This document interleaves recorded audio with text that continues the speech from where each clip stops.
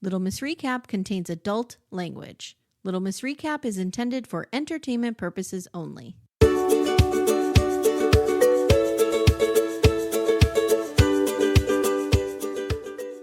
Hi, everyone. Welcome to Little Miss Recap. My name's Amy. And I'm Ashley. Hi, Ashley. I realized I didn't tell you that we do that. And I'm just like, please no to do You're it. Go. Yeah. Guys, I'm here with BDF Ashley, fellow Libra. Lover of trash and all things, even though we're so empathetic. I mean, I guess it's a microcosm. We're very empathetic, which, do you have a kitty cat? Yeah, can you hear her? Yeah. She had babies and she wants freedom. Let me go let her go. Okay, go ahead. So we just had to take a quick pause, guys, because Ashley has cats who had babies. Yes, which just fuel my soul. Like, I want all the babies, like a baby animal farm would probably be my dream. So what is this cat's name? How many babies did she have? Pumpkin, named by my 4-year-old, and she had 4 children, 4 little babies. So are you going to keep them all? We're keeping one of them because I have 3 daughters and 2 cats currently, and that is being that misnumbered is not good. So does the 2 cats include Pumpkin, or do you have 2 additional cats? It includes Pumpkin. So Pumpkin and Sally are sibling cats. And then you'll have Pumpkin's child. Yes, that they've already named Minxie. Okay. God, we can't let kids name things. You have no idea what my kids named things around here. It was ridiculous. I had a fight with them. We had a cat that I wanted to name Sterling Archer because I love the name Sterling. And I had a big fight with them because they wanted to name it like, I don't know, Toonses or something. And I had to like fight with them to get the name. Yes. So yeah, it's worth fighting over. You know what? I feel like when we give children too many choices, disaster happens. Yes. Yep. And if you give one child a choice and the other one doesn't get a choice, also disaster happens. So I think I'm just going to do like, no one has a say in anything. I am the leader. Authoritarian. It's the way to go.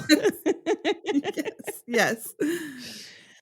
Speaking of other people, speaking of destroying children, we are here today to talk about Shiny Happy People Season 2, A Teenage Holy War, so I wanted to talk overall thoughts with you because I have to tell you, this stuff has never crossed my radar. I grew up Roman Catholic, but I was like my parents were, I forget what they call those, but where they go just on the holidays. Yeah. When we were very little, they would go all the time. And I went to like CCD, catechism class, where you just like stayed an hour after mass and you like basically just fucked off with the other kids. Like you didn't learn anything. It wasn't important. Half the time we would skip and go smoke cigarettes down at the Lackawanna River. Like we were not into it. And then once we received confirmation, we just didn't have to go anymore. And I never got into a youth group. I never knew anyone in a youth group.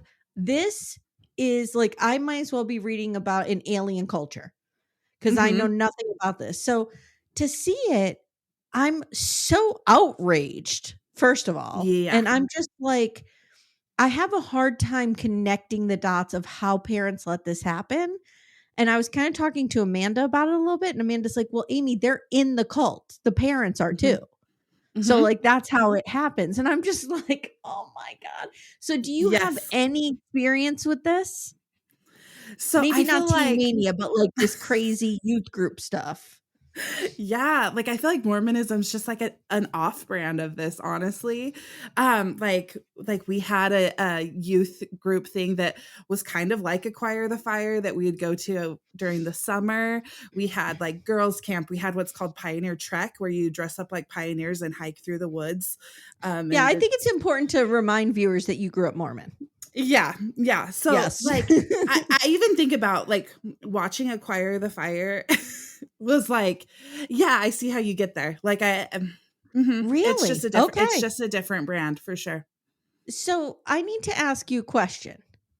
When you see these teenagers all amped up and screaming for Jesus, is it like, to me, it's like they just so desperately wanna belong to something. They're For just sure. looking for something. Do you know what I mean? And you could take out Acquire the Fire and plop in, like, Taylor Swift or whatever, like, it's just something. And a lot of Mhm. them aren't allowed to do things, so, like, they think this is the thing. Does that make sense? For sure, and I think this is very common, like you said, put in Taylor Swift, like, we are creatures of belonging, so having Yeah. everyone together singing the same song, belonging to this, like, thing, this same interest, it already creates this unity, and then you just sprinkle some extremists in there, and that's how we get here, like, in a lot of ways. It was wild. What did you think of the documentary overall? Because 'Cause I'm gonna be very honest, I thought season 1 was better.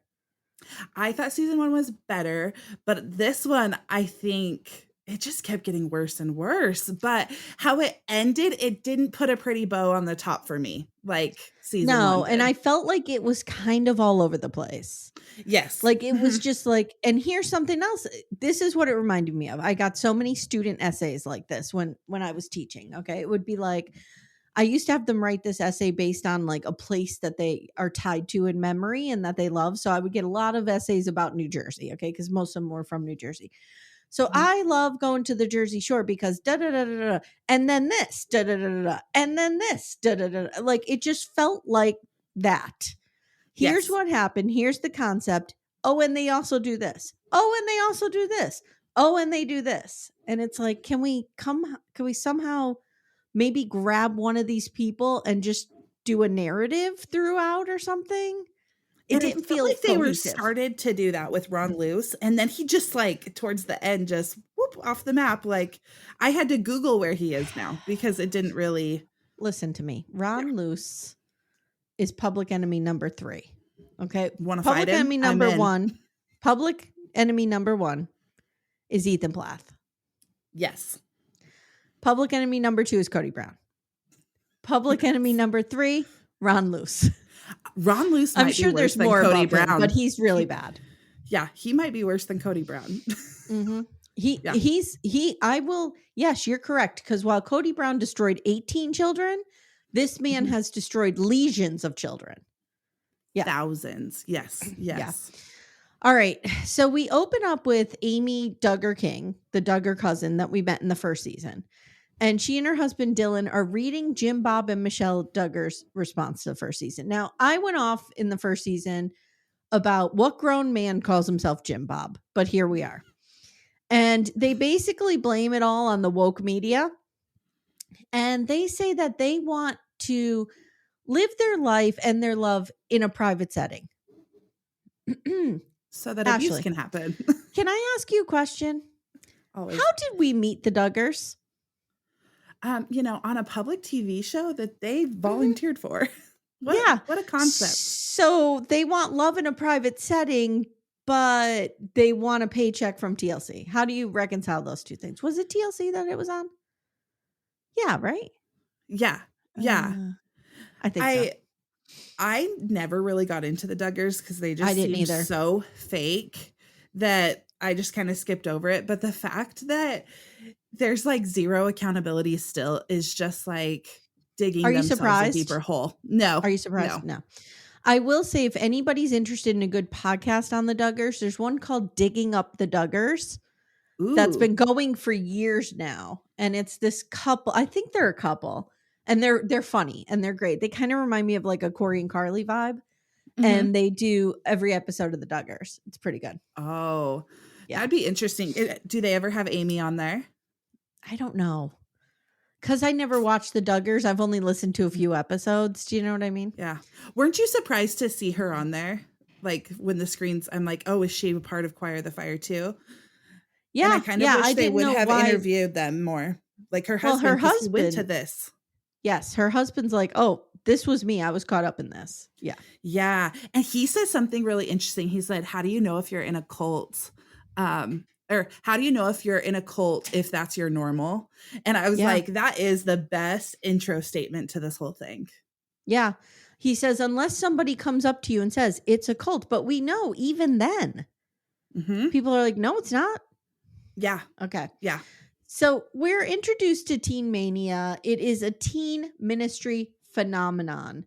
It was one of the, if not the biggest Christian teen youth organizations in America, founded by Ron Luce, dickbag in charge. Hate this guy. Like he's Hate this running guy. around. He is a broke down Rick Springfield. Yes. Hmm. He thinks he is, like, the hair, oh my gosh, like, Yep, he's got the mullet, the motorcycle. He probably sings Jesse's Girl in karaoke, guarantee it. yep, with the daddy issues. Yeah. Yeah. So we there's three branches of this that we're going to examine in this documentary: Acquire the Fire, Global Expositions, and Honor Academy. Which I feel like, okay, you have 3 episodes, you have 3 branches. This problem should solve itself, and I think they kind of try to do that, but they don't. Mhm. So we meet Micah and Corey. They're just some of the kids that were deeply involved in these youth groups. And Josh Harris, we meet him. He's a real problem. We'll talk about him later. But he tells us, he's setting the stage here, and he says in the 90s we were flooded with culture, consumer culture, like The Simpsons, MTV, Girls Gone Wild, and it felt like there was a real risk of being assaulted by secular culture. And I thought that was really interesting. And Yeah. remember, when we had, under the Reagan administration, there was this real crackdown on things, and it was a real conservative time in media. And I feel like coming out of that, like if you think about some of the hair bands and the music and the videos around 87, 88, 89, they were getting wild. Mhm. So I think it's a response to kind of that conservative crush of Reagan. Yeah, and And I we never had the lived through PMRC that and everything. because So that's when I was being born, but when I was getting into, like, soft rock or whatever, I remember seeing on iTunes it would be listed as Christian rock, and I'm like, "What?" Like, mm, I didn't even recognize that these so bands originated that way. I want to say in like 1986, 87, there was this organization set up by Tipper Gore called the PMRC. It was like the Parents Music Resource Center, I think it was called. And they're the ones who put the warning labels on albums that are like warning explicit content and stuff like that. And they were trying to like remove rock and roll from the zeitgeist. And you had Mhm. people like Dee Snider from Twisted Sister and stuff like testifying in front of Congress that they should have the right to put out their own music. It was a wild time. Yeah. So basically, I feel like this 90s, beginning 90s culture is kind of a response to that, in my opinion. James Dobson's a real problem. He controls Focus on the Family, which is a real shitty organization. And he's Yes. basically the reason that evangelical kids were subjected to corporal punishment. That's what we hear. Well, and I was looking up him. I had never heard of him before, and I was looking him up, and he was like, "Women must stay in the home, like, Oh, do yeah. not work. Mhm. Your only job is to be a mother." He refers to punishing your children like a frog on hot cement is the only way that you'll get them to move is by, like, burning them, basically, Jesus. and people were asking him, like, "My child is bedwetting. Should I punish them?" Like, he was the Yeah. go-to guy, Yeah. so makes sense. So it's the rise of this attempt now to infuse Christianity into the larger culture. So you see people, they're rapping about JC. We're Mhm. cool because we can rap about Christ. Who's in the house? Yes. JC's in the house. Who's in the house? JC's in the house. I'm like, oh God, Wow. make it stop. I've never heard this type of music my whole life, and, I'm grateful for that until this documentary. Well, I will tell you that I'm very familiar with Striper, who they mention later, and we'll get there. Okay. So we meet Phil and Liz Bolts, who I believe are the stars of this entire thing, the brother and Oh, I sister. love them. He looks just like Cam from Modern Family, and she Mhm. is amazing too. Yes. And they're the stars, and they are the children of Ray Bolts, a Christian singer. And Ray Bolts, by all accounts, seems like your average Christian singer. Like he does Yes. inspirational music, he's well known, he's well respected. Like there's no, it's not aggressive, like who's in the house? JC's in the house. There's none of that.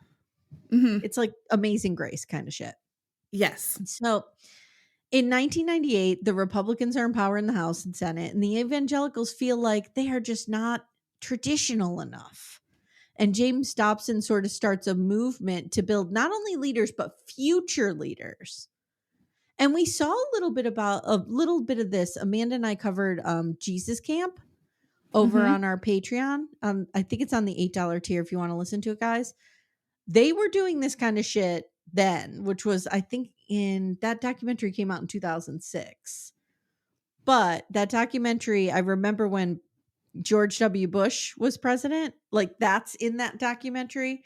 And it's the same kind of thing. They're talking about like these kids are going to be voters. Yes. Like So, we have to save this generation. There was a lot of that of like yeah, we got to bring them into the into the fold. fold. Mhm.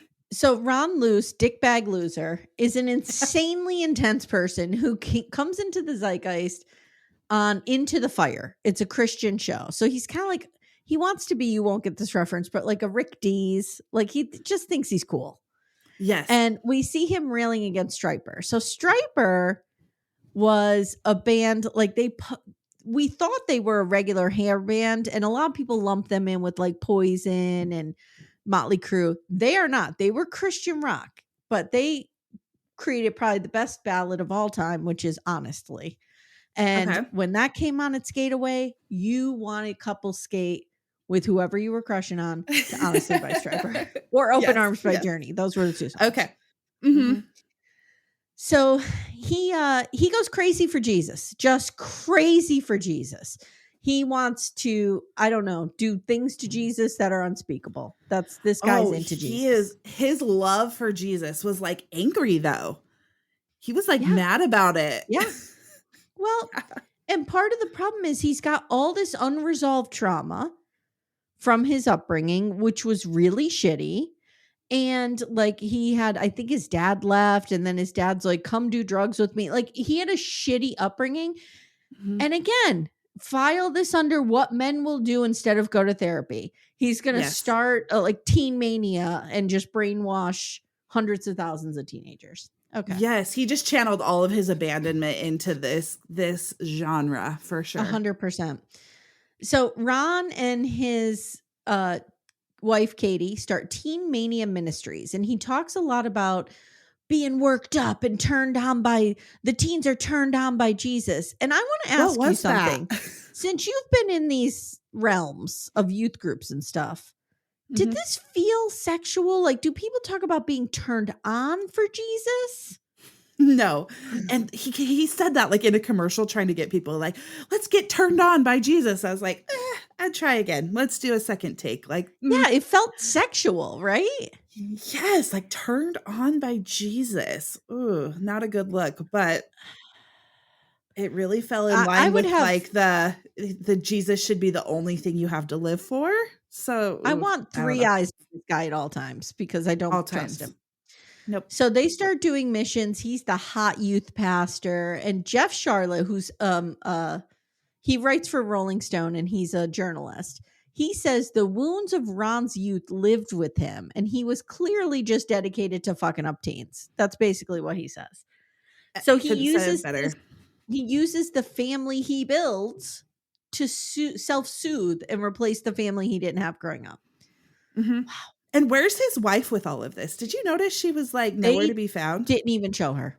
Well, she's in the No. kitchen. She's in the kitchen. Yes, Yes. doing her womanly duties. I Yes. forgot. My Yes. bad. Yes.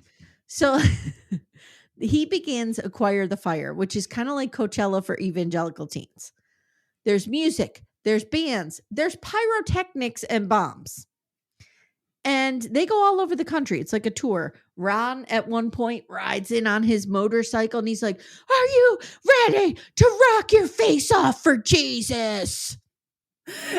Hey, dude. While these like 16-year-olds are like basically lighting bombs on stage, like and it's like whose idea is this? Like who's like, that's my kid. I'm so proud of them. Like, My father would have been like, "Are you fucking serious right now? What are you yeah, doing?" yeah, yeah. Calm it So down. at the end of Acquire the Fire, there's something actually called altar call. And the lights go down and it gets real solemn. And you have to choose the cross and you have to yell out, "I want the cross. I want the cross." You know what my husband would say if he watched this? Those teenagers all need jobs. That's what he Yes. would say to me. Yes. Why are they not working? Saving up for their car. What are they doing? Well, they spent all their money to get there to this acquire the fire. Yeah, So but yes. Micah is somebody I absolutely loved throughout this Mhm. whole documentary too. And Micah says, you had all these kids ready to change the world. Now what? Well, Yes. the answer to that is mission trips. Yeah, it's So like this is your sales pitch to the MLM or like to the yes. what is it? Timeshare. Like this is your timeshare Yes. initiation. Like, Yeah. okay, And if you agree to the timeshare, you go backstage. Little Miss Recap will return in a moment. For ad-free episodes, visit littlemissrecap.com/support. Amanda. Amy. For our sponsor, Lumi Gummies today, I have an idea. I think we should do a rapid fire bonus round. Which 90-day celebrity stars need a Lumi Gummy or have taken a Lumi Gummy maybe? Okay. Madeline. Oh, I have her on my list too. Manon. Manon could really use indica. Yeah, to calm her the fuck down. Calm down a little bit. I think Jenny could use a sativa to maybe up the energy a little bit because there's none there. Funny you mentioned Jenny. I have Sumit's aunt can use one to definitely chill out a little bit. She definitely could use one. This is a wild card. Florian could use one. I don't know what I don't know what variety. Yeah, but maybe I feel he needs a hybrid. I feel like Florian on a gummy would be good. Yeah. I also have Dylan's mom from Dylan and Patia. Yeah. And I have Luke's dad of Luke and Madeline. Yeah. Mm-hmm. Yes. Yeah. And we can use Lumi gummies as well. Yes. Yes. All the time. Consistent, mellow, and super delicious, Lumi gummies are specifically designed to make you feel good, not stoned.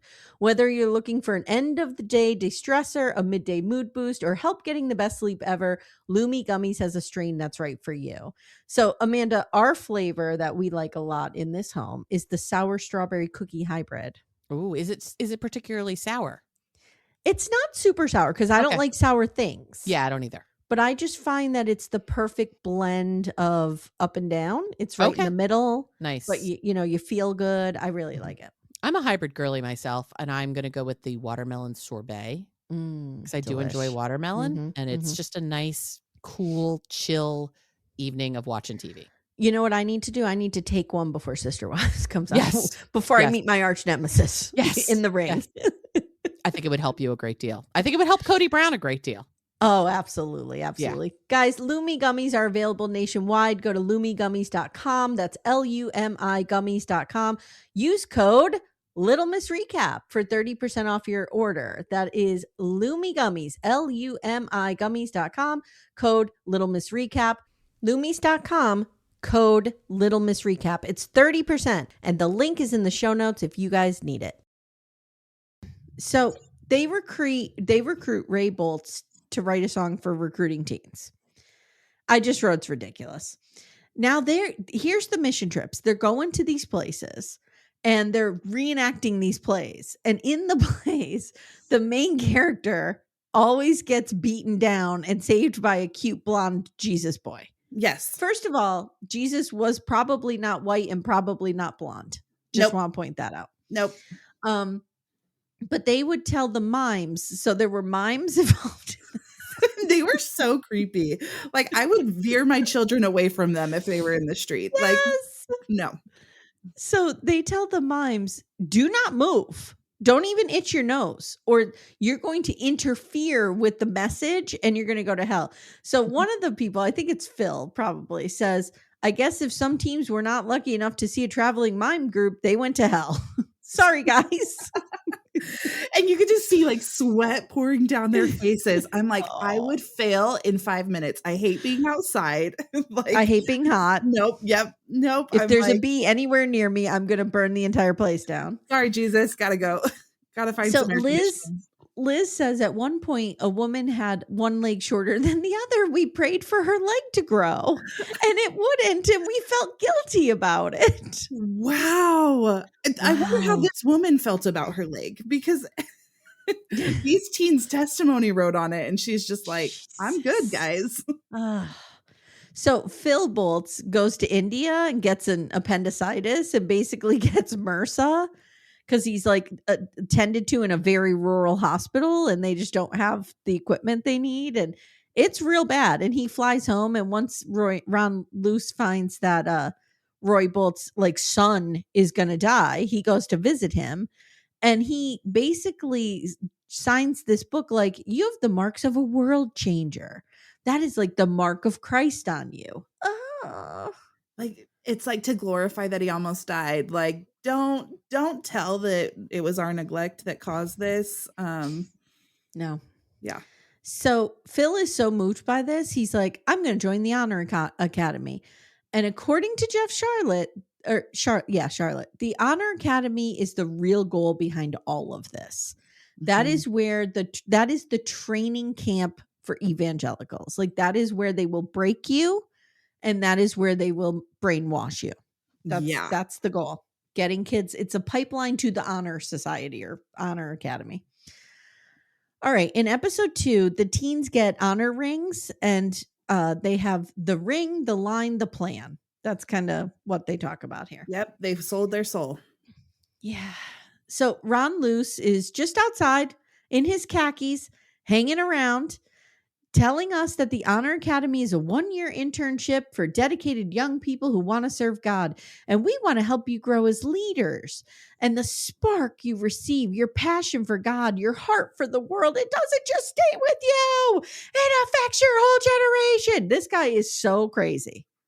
And for a low cost of $8,400, you can come to our Honor Academy. I want to talk to you about this because they keep talking about this costs money. Do they ever say how much? No, I had to look it up. It's insane. Okay. Yeah, so it's 8,400 people for the Honor Academy, for you to go to the Honor Academy. Wait, $8,400? Yes, per year. Are you kidding me? Per year. And the mission trips, the low cost mission trips were $3,000 to be exact. So, I have 2 cars in my home right now, one for each of my daughters, that we did not spend $8,000 on total. Yes. Oh my God.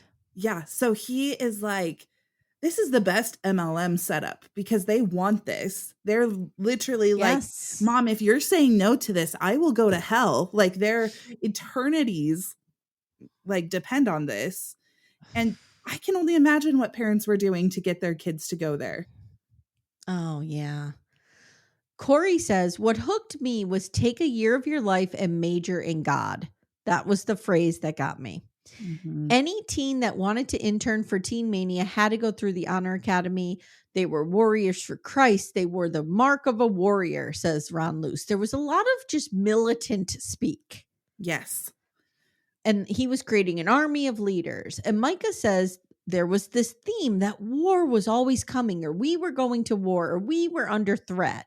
Mm-hmm. And Zachariah, who was another one of my favorite in this documentary, because he just looks real fed up with all this shit. Like he's just going to beat the shit out of Ron Luce at any time. He says, I was sure that I felt like God told me to go. Like this is something kids, like you just said, they were called to. Yeah. And I can relate with this because like growing up as a Mormon, you're always preparing for the end of the world. And it is very much taught that like the end is near, prep for everything. You must be the strongest among your peers. Like you must you're going to be an example, all of these things that the end is near. And so gather your stuff now. So I have a question for you as a therapist. Mm-hmm. What does that do to a kid or a young adult? What does that do to your psyche? So much because there's scrupulosity OCD. Have you ever heard of that? No. Okay. So it's basically, I'm going to be so good that I obsess about being good. And everything you do, like I have to do this or I'm going to hell. Oh, I just thought about seeing somebody like romantically. I'm going to go to hell. I have to think about waterfalls for the next 10 hours or I'm going to hell. Like they kind of create these rules. But this is what this creates, this intense, eternal fear that one choice could determine your destiny. And well, you're right, because they do point out point this out later, that it's not so much about following the rules, it's about thinking about the rules all the Yeah. time. Yeah, Is that because kind of what you're referring to? Like yeah, the obsessiveness. because in religion, they teach you, like, God can even hear your thoughts. So, at that point, you're screwed. Like, your In thought is in just a the thought. in the brand of Roman Catholic that I grew up, I don't think they ever talked like that.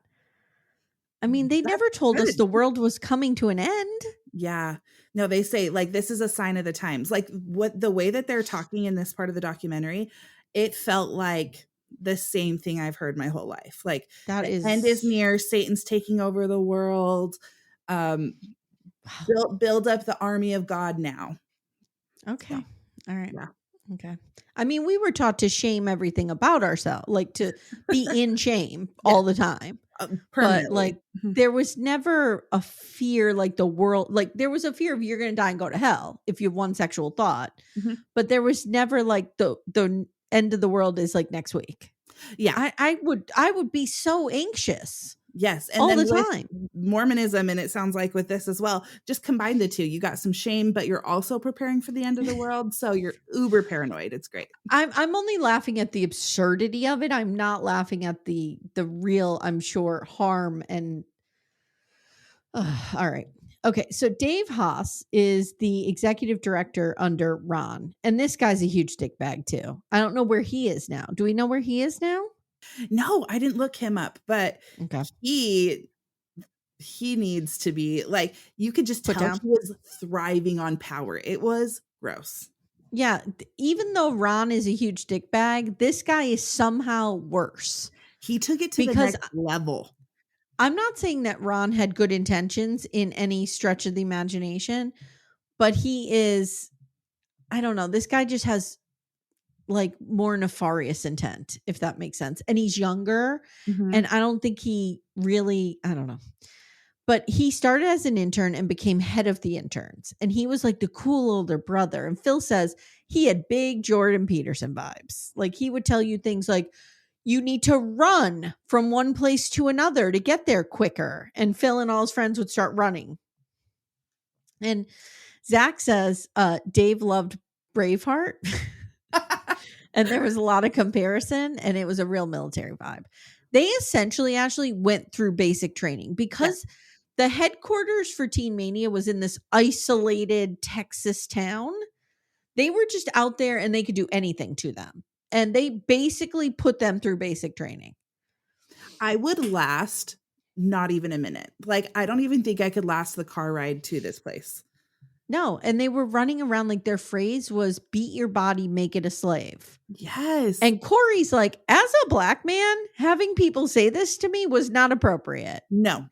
Later, Corey says, and I don't know if I wrote it down, but he went into this whole thing about how there was no room for racial identity here because Mhm. most of these people are white. Yes. And I thought that was really interesting. He wanted to have his hair braided at one point, and Mhm. he had to find, like he says, the only other black girl who could do it for him, and they had to like sit in front of Dave to have it done because you can't be in a room alone with the girl.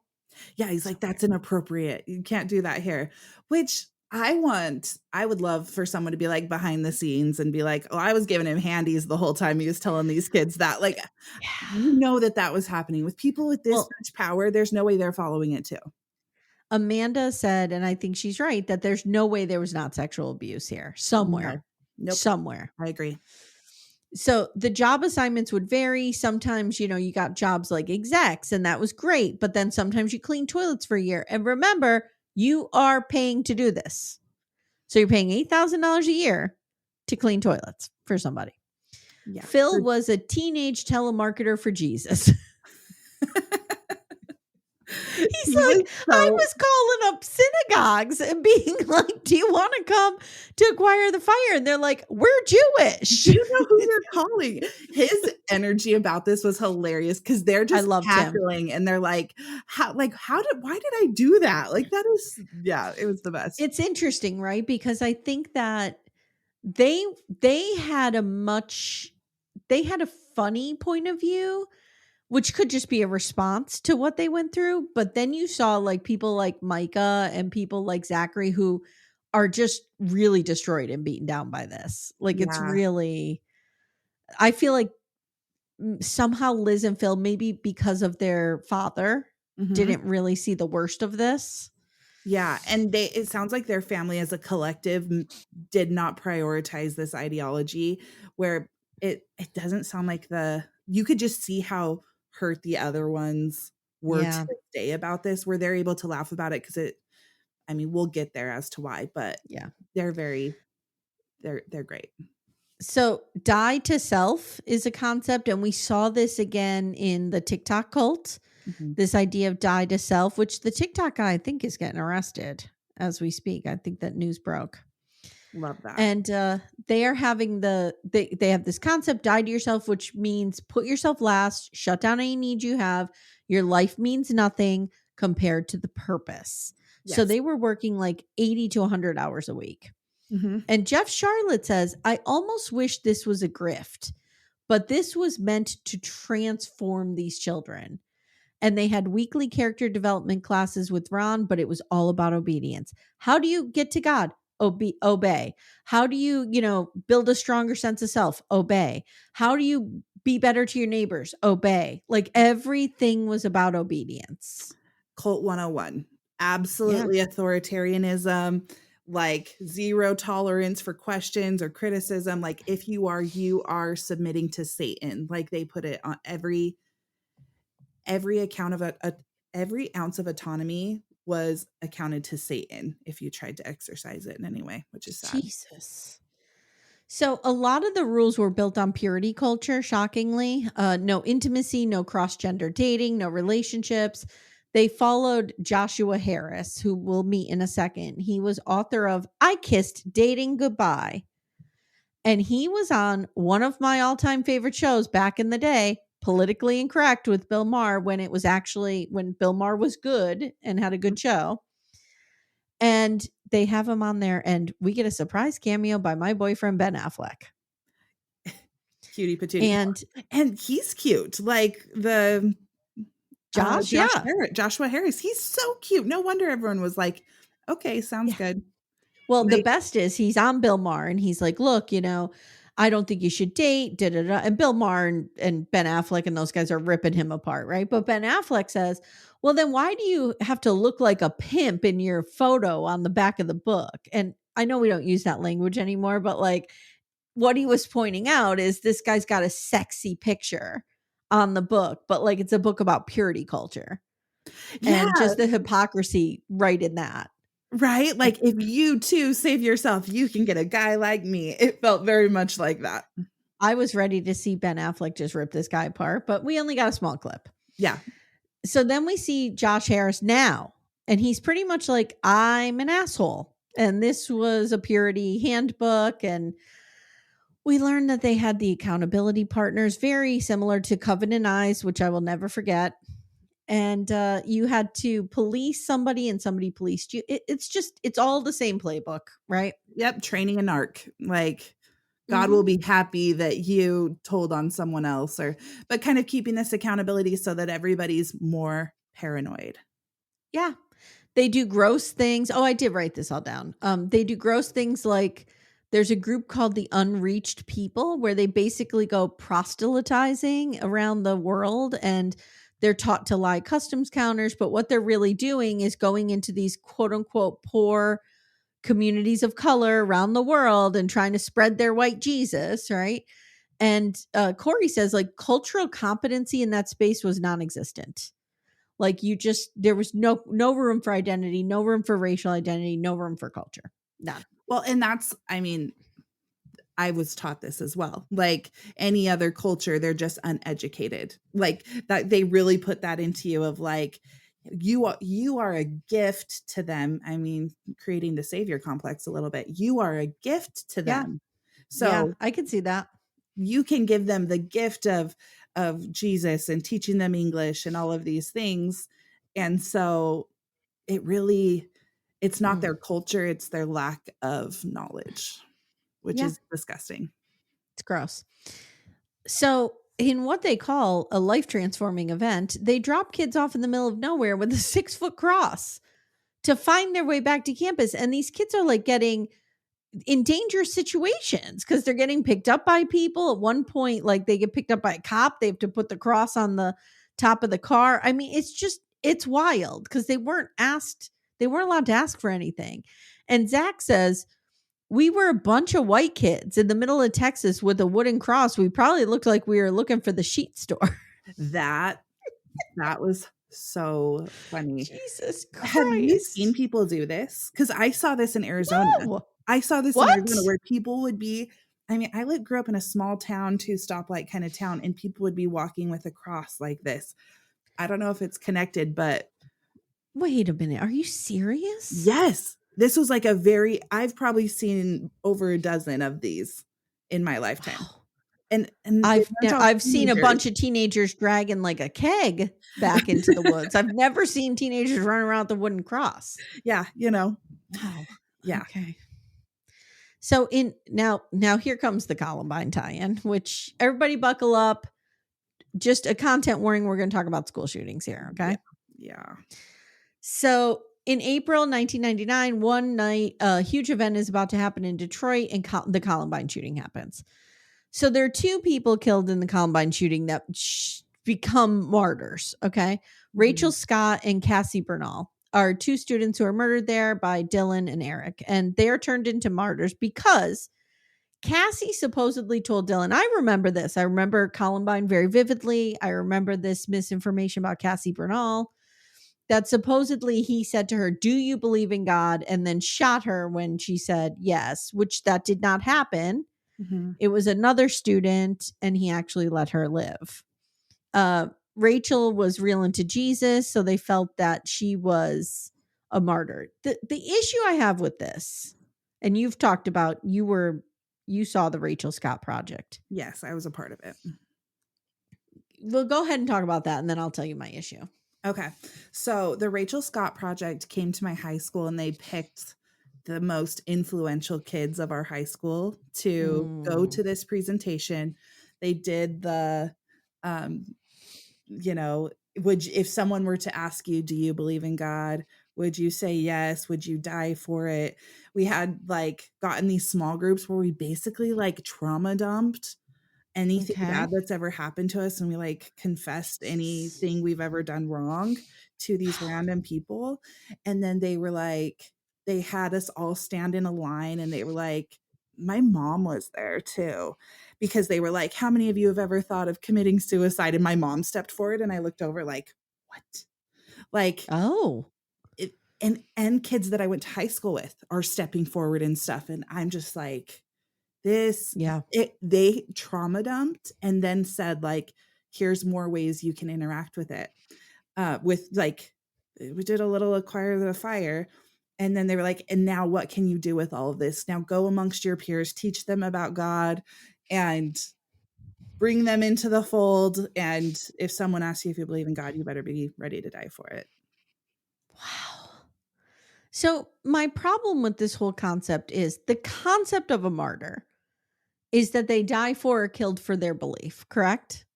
Correct, yeah.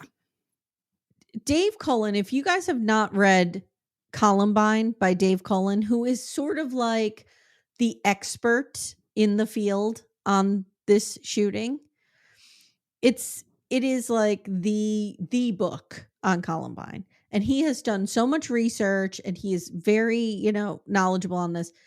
He has debunked, as have many other people, that there was a religious motive behind this shooting. There was not. These kids were just assholes who wanted to do something crazy and get a little bit of notoriety and do this. They weren't targeting specific students. They went in there and just started shooting people. Like it wasn't, so they didn't seek out Rachel and shoot her for her beliefs. That's the problem I'm having with this connection. Do you know what I mean? If you want to honor Rachel because she was murdered and she was a woman of faith, which she was by all accounts, that's fine. But like, she's not a martyr because she wasn't killed for that belief. She just happened to be killed and believed that thing. Yeah. And maybe I'm just going too hard on this, but it's just, I don't know. There's been a lot of pushback from the community about this martyrdom of her because there are better ways to honor her because Mhm. she was, like going, and I don't even have a problem necessarily with what they're doing, right? Because they feel, her parents or whoever are doing it, they feel that this is what she would have wanted, or they're continuing her work. I don't even have a problem with that. It's tying it to her being a martyr. That is kind Yeah. of And encouraging weird. others to be a martyr. And I just hate how Yeah, I haven't even you gotten there know yet, but yeah. the moment they saw her name on the Honor Academy list, they were Mhm. like, "Sweet." Like, they Yeah. were like, weren't even in mourning for her family, they're like, "We can use this." And I Yeah. think that's where it gets really gross. Yeah. Yeah. So now Teen Mania and Ron Luce really get into this, and they're like, you should all be wanting to be shot down for God. Like, you should all be as lucky and as brave as Rachel Scott. This is scary and gross. Yes. I hate this guy. Mhm. The Honor Academy has something called ESOAL, Emotional Stretching Opportunity of a Lifetime. And it's basically like Navy SEAL week, and they just break you. For Yeah. 90 hours, they just break you. Yep, you have no Physically, identity. emotionally. Yeah. Nope. Yeah, they take your name away. They Yes. give you a number. They're doing push-ups with crosses on their back. They're climbing through mud, going through tunnels. I wrote it's very Scared Straight or like Platoon. Yes. It's one of those two things. Yeah. They have to eat worms. What does that have to do with God that you're eating worms? It's like they combined Fear Factor mixed with, like, brat camp, mixed with army training, like, all of these Mixed with things. Mensa. They throw Mensa Yes! math problems Where in does there. that come from? Yes. I'd be fucked. I have to be physically fit and know math. Again, I wouldn't have got out of the Jesus. car, but I was yes. not built for this. No. Nope.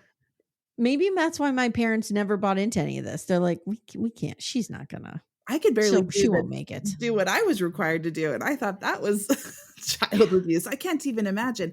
And the parents that signed their kids up for this, I'm curious how much they knew. Me too. Okay. Little Miss Recap will return in a moment. For ad-free episodes, visit littlemissrecap.com/support. So Jeff Charlotte basically says, like, we have now crossed the line into torture. And those kids were traumatized.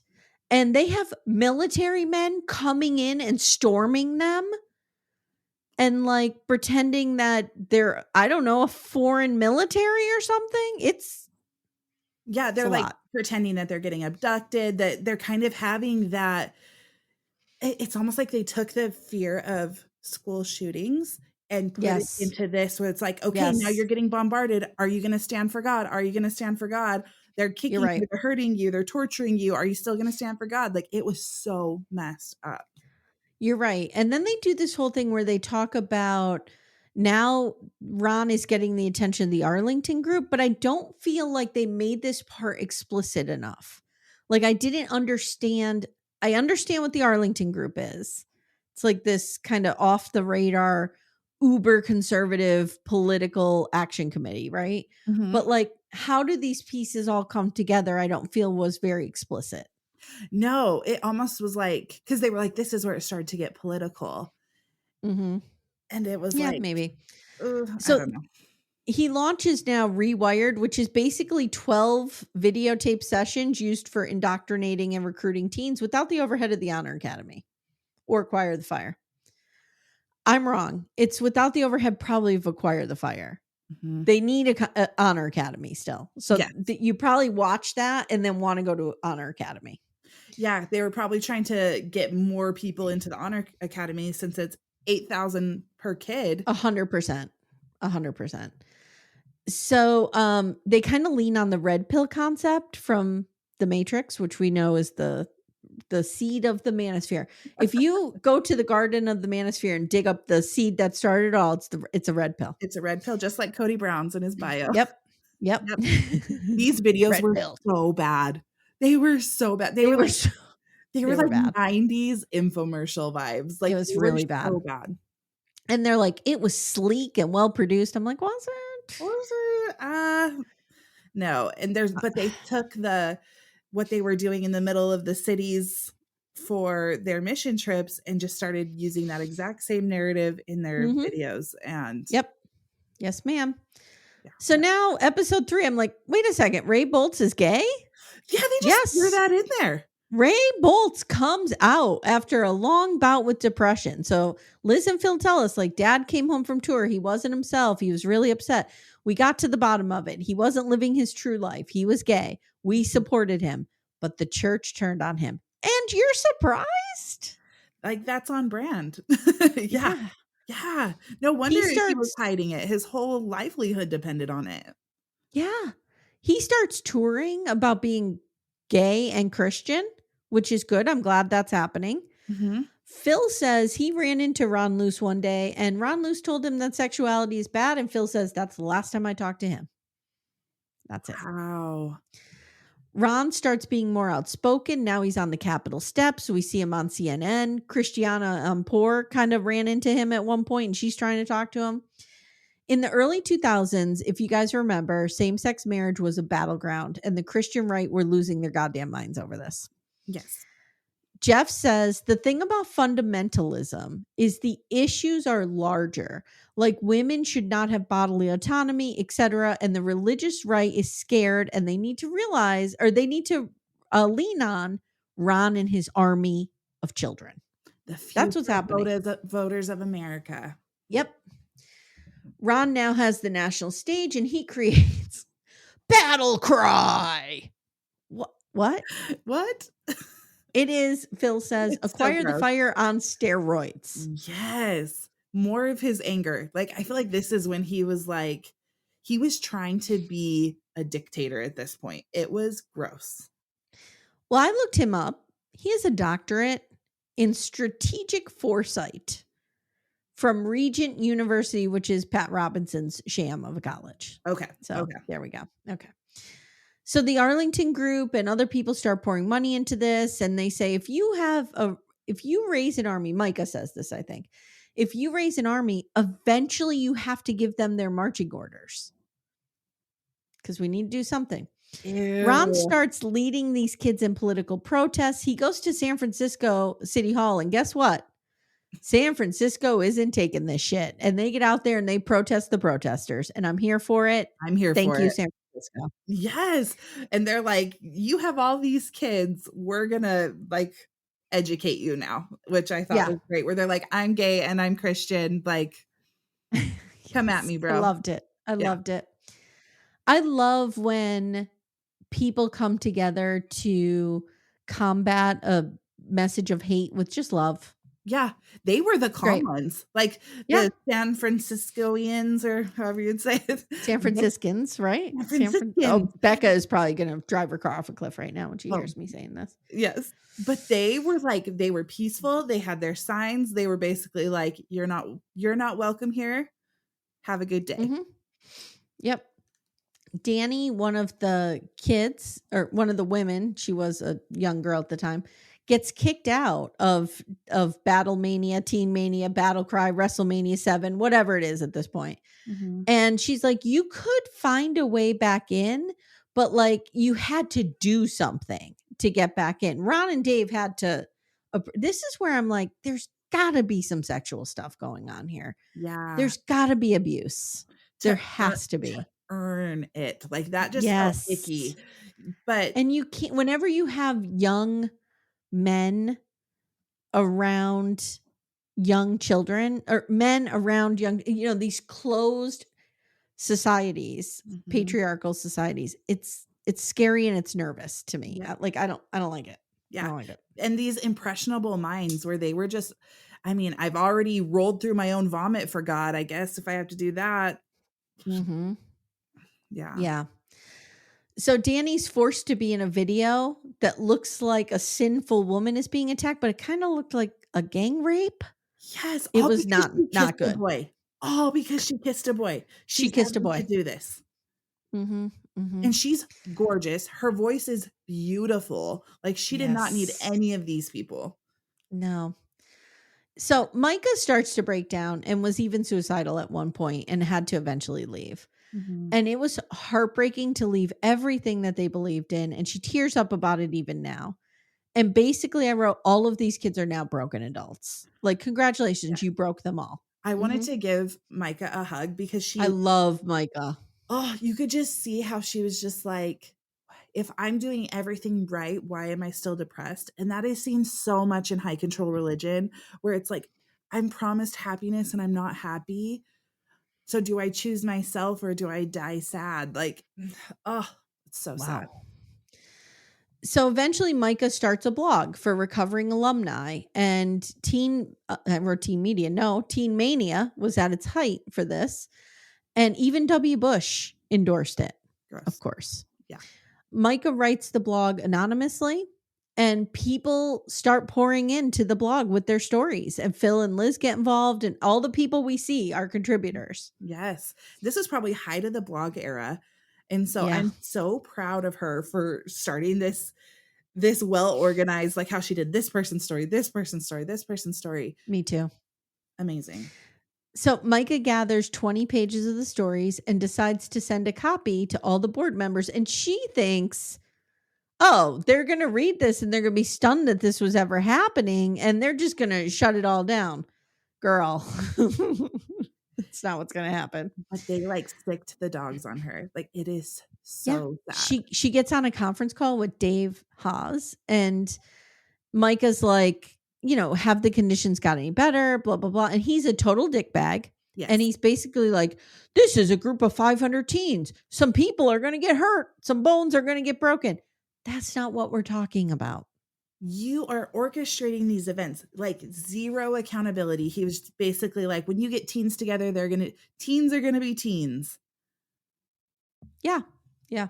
Run around doing push-ups with crosses on their back. Yes. What could be wrong? Because they chose very similar to, did you watch The Righteous Gemstones? No, but I've wanted to since you guys have talked about it so much. Yeah. Keith and his Kelvin, they do the cross on the back. They have to carry the cross, that kind of thing. So okay. So he's saying he never heard these stories before. And then he's like, what is your heart intent? I feel like you're just out to get me. And she's like, dude, you morally destroyed people. Destroyed people. They deny all of it. And Liz says, if they had just apologized, we probably would have went away. Yes. But instead, we went to the press. When he said, what is your heart intent? I was like, he's using the language that they use to brainwash to try it and regain control. That's how I took it. And the sad thing is if he would have been like, I didn't realize that it had done that. How can we approve? Even if he was just blowing smoke, that would have been fine. But no, he had to completely divert all accountability. Yeah, of course. So Teen Mania goes into full damage control at this point, and they hire Cindy Millette, who had a background in conservative politics. We see her with like Rick Scott, who I'd forgotten. No, Rick Scott. No. What's his name? Not Rick Scott. Who am I thinking of? Now this is going to bother me. Not Rick Scott, the old governor of Florida. He is, what's his name? Hold on one second, guys. I'm going to look it up. Okay, I knew his name was Rick. It's Rick Perry. So we see her like with Rick Perry. We see her, with whatever. Prominent Texas Republicans, let's put it that way. So she sets her sights on taking down Micah. She's like, I came into this thinking this is the typical left-wing attack on Jesus. And she starts barraging the media with positive messages of good times at Teen Mania, like, kind of shoving the bad ones down. Micah starts getting hate and death threats. Carrie cries, saying, Micah did not deserve that. Micah did so much for us. And then Ron suddenly announces, hey guys, good news. We're giving the property here back to the bank. And we're going to move to Dallas. And everyone's like, what? Like a gift. You're gifting the property back to the bank. Yes.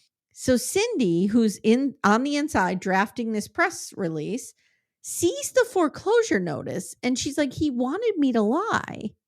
he's like a man of God and he's lying. She's And too good at her job. Like, she's one of those, she's so good at her job that she really could have done serious damage. Agree. So Cindy's in a meeting and reads about someone being exorcised, and she kind of laughs and goes, "This didn't really happen, did it?" And nobody says anything. And in that moment, she's like, "Oh no, these people are terrible. They're the devil." So she realizes, I got to do something here. So meanwhile, Ron is keeping money from church groups and shit and was not returning them. So what's happening is he's collecting money for people coming to the Honor Academy, but when they're pulling out because of the bad press, he's not giving them their money back. And Cindy's like, "Okay, guess what, motherfuckers? I whip out my Rolodex and I'm calling my friends in the press." Yep. And she blasts this out. She puts them on blast. 2015 Teen Mania shuts down.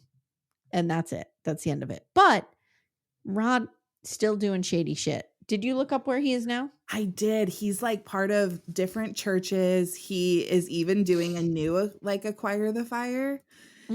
And let's see. I'll just read it. Okay. So what's crazy is I don't know who wouldn't do a light Google of this man and agree to do this, but right. Let's see. So they went bankrupt in 2015. From there, he launched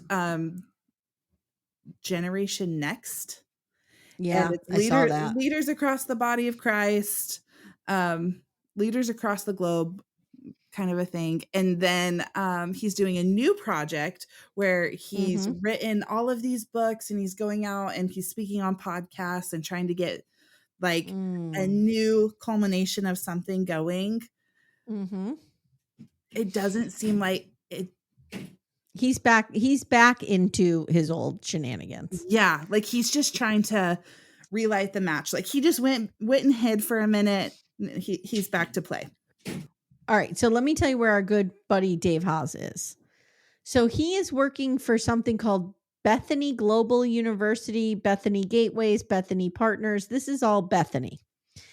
And he is the president now. So let me read you the little thing. Who we are. Bethany is equipping and sending intercultural disciple makers to bring kingdom transformation in the nations. And there's a picture of Dave Haas with a bunch of black children clinging to him. Like he is literally a blonde white Jesus walking through. We focus on evangelism, church planting, leader development, and missions training. We disciple students, send missionaries, and partner with national workers around the world so the world shall know the name of Jesus Christ. This is the Great Commission. This is trash. That is audacity. I think Dave is the best way. Yep. Dave Haas is our 7th president of Bethany. His passion is to see young adults on fire for Christ, equipping them to be ministry leaders around the world. He's also passionate about empowering missionaries to spread the gospel around the world. David joined the university in 2013 as vice president and quickly rose through the ranks. He provided leadership to enrollment. I'm not going to read this whole thing, but he's an asshole. I'm just going to say that. Oh, would you like to know his qualifications? I would love to. Dave has a BS in education from Oral Roberts University. Okay, because I'm looking at Ron Luce's stuff right now. That's where him and his wife also have degrees too. Wow. And he has that good old doctorate in strategic leadership. So, we know where he's going. Yep. Dave lives an active lifestyle, racing and triathlons. When he's not at work, he loves to read and spend time with his energetic family God has brought together in his mercy. His blended family. Oh, wait a minute. What's going on here? We got some spice. His blended family has 6 children, 3 in-laws, and 6 grandchildren. Oh, just let me talk to one of them. I just want to know the story of the blend. Where did that happen? Yeah, did he like get divorced? And how does that happen? Guys, we're going to have to do a little digging on this guy and figure it out. Oh, he's a grandfather. Okay. Okay. Oh, no. Sorry. Okay. I may have read this man for filth and should not have, because in 2016 his wife died. Oh, rest in peace. Okay. Does she Right. get a rest Yeah. in peace? She gets an RIP. Yeah. Okay. Okay. The couple had built a family together, raising 4 children who are now grown and have families of their own. Dave is okay. So whatever. He's fine. Okay. But he's still up to his shit with destroying teenagers and just being a white savior out there, which is real gross. Mm-hmm. So in the end, Ashley, did you like this? Like, what are we thinking here? I'm kind of indifferent. I think if they would have stopped after episode 2, I don't think episode 3 really needed to happen. There's not much. Well, the information in episode 3, like at the end that they give us, they're talking about like, one thing we need to watch out for is this convention of states. It's like this insidious movement designed to overthrow democracy. How does that like, they needed better structure here. Like, I think we should have had some of that information up front. Like, there's this movement of the religious right to do this thing, and here's how they're doing it, and then go back and show us. Yeah, because I think it would have been beneficial to see, like, when they started all of this crap, where the division of kind of state versus religion was, and how they slowly started to melt together, and then at the end be like, and this is where we're at. But it really doesn't. They like Ron Luce falls off the grid for the documentary. I would have enjoyed hearing more about these people, like life afterwards, like how they've even gotten back on their feet or something. That would have felt more like a bow on the top for me. The only thing that we hear is that like all of them are really tight. Yeah. So like Micah, Corey, Zachary, Zachariah. I think his name was Zachariah, right? Zachariah sounds right. Yeah. Liz, Phil, like they're all tight. So They're that I'm trauma grateful bonded. for that. Yeah. I'm grateful that they kind of have each other, but I didn't love this season. No, I could see how it can shift away from the Duggars. They're trying to do that and just kind of show the harm of extreme religion, I think, is the way that it's shifting, but not my favorite, but also I agree. I couldn't put it down after I started it. So that's probably their goal too. I watched this yesterday with the upcoming episode of Plathville, which is so enraging. So my rage is just simmering, boiling at all times. I'm just they are copy paste in so many ways. So yeah. All right, girl. Well, thank you for joining me. Always. It was a good time. Yeah. Are you in our Facebook group? Yes, right? Yes. No, you're not on Facebook, are you? I am. Are you under an alias? Okay. I did deactivate my Facebook for a while. Okay. I kind of do that sometimes. Because I try to tag you sometimes, but I don't see you a lot. Tag me away. I'm on there now. I'm not. Okay. Yeah, I'm on there. I understand. Sometimes when as well. I understand sometimes when you have a professional job that you have to do that kind of stuff. I totally understand not reading you for filth on that at all. I'm just I like to tag you when the episode comes out. So no, tag me away. I would love to, if anyone has any thoughts about anything, to interact with them about this, because holy shit. I think that is my overall consensus of the whole documentary. I agree. All right, guys, if you haven't already, please join our Patreon, Supercast, or Apple subscriptions, where we're talking Welcome to Plathville, Big Love, Sister Wives. There's a lot of culty stuff over there. A lot of well, you should do a culty off branch. It's all leading there. It's all leading there. Between that, the Murder Show podcast, the Cowboy channel I want to start, I've got a lot going on. Yeah. All right. Thank you so much, and we'll see you next time. Bye, guys. Bye. Thank you so much for listening to Little Miss Recap. If you'd like to support the show, the best way you can do that is to join our Twin Flame universe, which is our Patreon, Supercast, and Apple subscription feeds. The links for those are in the show notes. You get ad-free episodes and a ton of bonus content.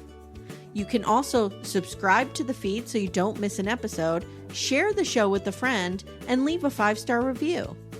To contact the show, please email me directly at amy@littlemissrecap.com or join our Facebook group Backdoor Friends. Thank you so much for listening, and we'll see you next time.